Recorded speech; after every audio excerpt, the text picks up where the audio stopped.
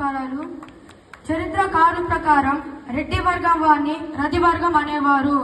పూర్వం తెలుగు గడ్డపై రట్టగుడిపేట గ్రామ అధికారులు ఉండేవారు.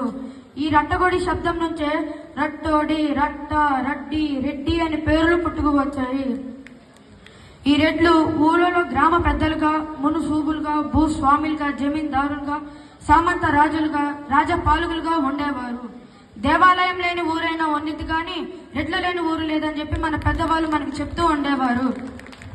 అసలు రెడ్డి అంటే ఎవరన్న మాటకు సమాధానంగా, ఎకరం పోయినా నికరంగా ఉండేవాడు రెడ్డి, లక్షలు పోయినా లక్షణంగా ఉండేవాడు రెడ్డి, పవరు పోయినా పొగురుతో ఉండేవాడు రెడ్డి, పదవి పోయినా పదిలంగా ఉండేవాడు రెడ్డి, కష్టాల ఊబిలో ఆరి తేలినవాడు రెడ్డి, నష్టాల ఊబిలో మునిగి తేలినవాడు రెడ్డి, ఎన్ని కష్టాలు వచ్చినా ఎన్ని నష్టాలు వచ్చినా వంగని మేలిన బంగారు కడ్డే రెడ్డి.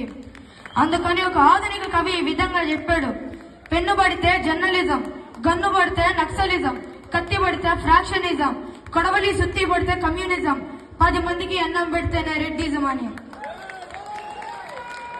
రెడ్ల చరిత్ర గురించి చూసుకుంటే కాకతీయ సామ్రాజ్యం పతనమైన తర్వాత రెడ్ల వంశం నుంచి మొదటి రాజు ప్రళయ వేమారెడ్డి ఆంధ్రప్రదేశ్ తీర ప్రదేశాలని అద్దెకిని రాజధానిగా చేసుకొని జనరంజక పాలన చేశాడు. ఆ తర్వాత అన భోదారెడ్డి, అన భీమారెడ్డి వంశస్థులు కొండవీడిని రాజధానిగా చేసుకొని 100 సంవత్సరాలు పైగా పరిపాలించి కొండవీడి రెడ్డి రాజులుగా పేరు పొందారు. అలాగే తెలంగాణలో కొన్ని ప్రదేశాలను సంస్థానంగా చేసుకొని పరిపాలించిన చరిత్ర మన రెడ్డి చరిత్ర. బ్రిటిష్ ఈస్ట్ ఇండియా కంపెనీకి వ్యతిరేకంగా వెళ్లి పోరాటం చేసిన తెలుగు వీరుడు ఉయ్యాలవాడ నరసింహారెడ్డి మన చరిత్ర. ఆయన సొంత డబ్బులతో రెడ్డి హాస్టల్ పెట్టి ఎంతో మంది రెడ్డి విద్యార్థులకు అన్ని సౌకర్యాలు ఏర్పాటు చేసిన రాజ బౌద్ధూర్ వెంకట రామారెడ్డితో చరిత్ర. కరువు కాలంలో ఆయన ఆస్తిని మొత్తం దారబోసి ఎంతో మంది ప్రాణాలు కాపాడిన గొప్ప దాత బుడ్డ వెంకటరెడ్డితో చరిత్ర. మనందరం ఒక ఉయ్యాలవాడ నరసింహారెడ్డిగా, ఒక రాజ బౌద్ధూర్ వెంకట రామారెడ్డిగా, ఒక బుడ్డ వెంకటరెడ్డిగా మనందరం వాళ్ళ స్ఫూర్తిని నింపుకొని రాబోయే తరాలకు ఆదర్శంగా ఉండాలని కోరుకుంటూ ఇంకొక చిన్న విషయం చెప్పి నేను ఇంక ముగిస్తాను.